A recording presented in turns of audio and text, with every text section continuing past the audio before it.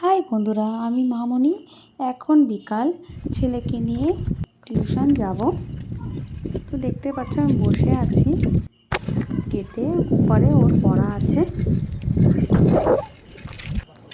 এসে দেখি গেট খোলা আছে।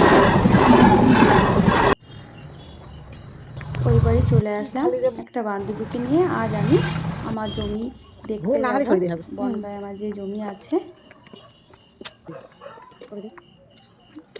এখানে এই বাড়িটা ঘর ভাড়া পাওয়া যাবে সেটাই বলছে, মানে লিখেছে। তো এই দেখো আমার বনগাঁ জমি, এটা আমার পাড়া জমির। ওখান থেকে চলে আসলাম আমরা দুজন আর একটা বান্ধবীর বাড়ি। ওদের ছাদে গিয়েছি, খুব সুন্দর ছাদে লেবু গাছ লাগিয়েছি, লেবু হয়েছে সুন্দর।